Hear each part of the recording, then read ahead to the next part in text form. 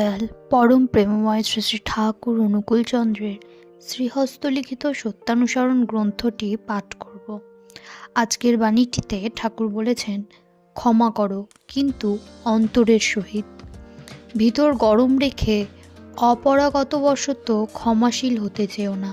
বিচারের ভার, শাস্তির ভার আপন হাতে নিতে যেও না। অন্তরের সহিত পরম পিতার ওপর ন্যস্ত করো, ভালো হবে।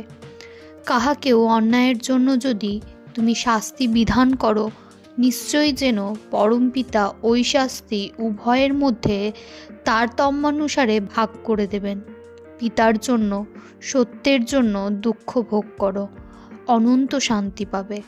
তুমি সত্যে অবস্থান করো, অন্যায়কে সহ্য করতে চেষ্টা করো, প্রতিরোধ করো না, শীঘ্রই পরম মঙ্গলের অধিকারী হবে।